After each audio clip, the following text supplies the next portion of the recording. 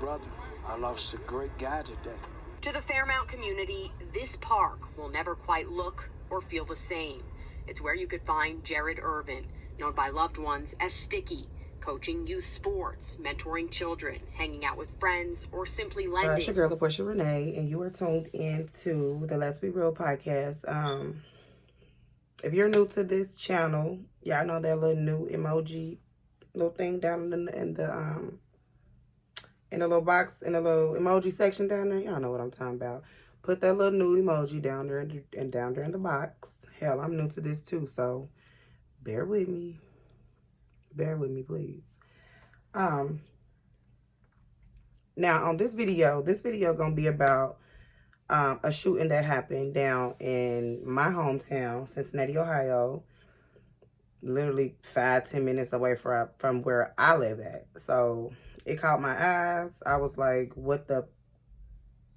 It's nonsense. It's really, really, really nonsense. So it's a video. Well, it's not a video. It's an incident that happened where I'm assuming, allegedly, somebody cut somebody off. A man got gunned down by another man. And the man name is the man name is Sticky.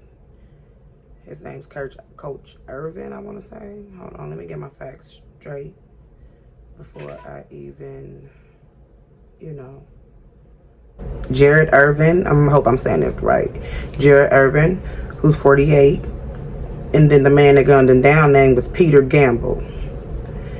Now this Peter man, Mr. Peter, that man, he looked like he was going through it that day, and for him to gun that man down like that was foolish. Now, allegedly, he apparently gunned him down. I'm just wondering why. You know what I'm saying? He gunned him down at the gas station, broad daylight, 1 p.m., the middle of rush hour, lunch hour, should I say, not knowing that the damn cops, not knowing the cops was watching. Two police officers happened to be close by and saw the argument take place. Authorities haven't said if Irvin and Gamble knew police could see them or not. Investigators also parking lot over there must have known. They heard them arguing. I don't know why they didn't interfere with the argument, but they didn't. They seen Mr. Gamble pull out his gun and gun down Mr. Irvin. Now, I'm speechless because apparently you can't cut a motherfucker off without him coming to gun you down. You can't even look at him the wrong way without him gunning you down. Hey, you can have it. Go ahead. You want to cut? Go ahead. So I guess apparently that he met him at the damn gas station, followed him to the gas station, and yeah, they had their little argument, and he gunned him down in broad daylight. It's bull. It's BS. It's BS. That man was a father, a mentor.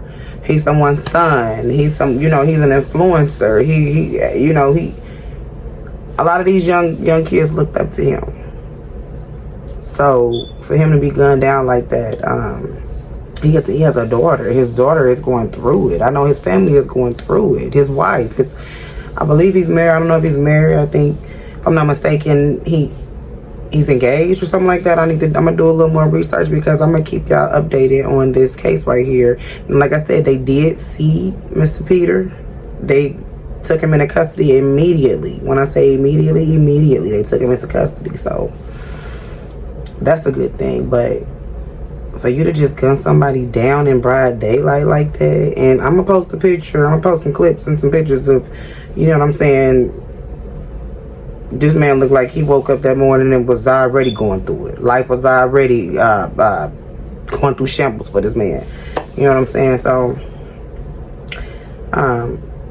that just caught my eye today. It happened yesterday, but I'm like, I got to speak my mind and speak my piece on this. I hope they get the justice that they deserve. Mr. Peter, you dead wrong for this. You were dead wrong for this, sir. May you get everything that's coming to you.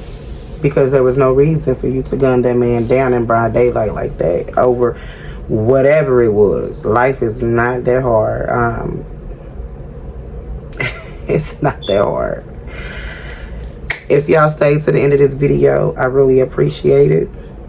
Once again, it's your girl, Portia Renee. You tuned in to the Let's Be Real podcast. And if you are new, like I'm new to this, that little blue emoji box, that little blue emoji that says new in there, put one of those down in the chat. Let me know where you watching from. I was going to say, let me know where you calling from, child. Let me know where you watching from. And like, share, subscribe. And I'll be back. Jared Irvin, known as Coach Sticky to so many people, died just a few hours before we were told that he was going to go coach a team of 5-year-olds learning to love the game of basketball. Sticky is like a little brother to me. He's family to all of us. Dozens of people, as you can see here, came together tonight in North Fairmount to remember Irvin. Among them, people who played on his teams over the years. Trinell Armstrong, for instance, says he first played for Coach Sticky when he was in kindergarten. He was my first coach. I wouldn't be helping out trying to coach now if it wasn't for him.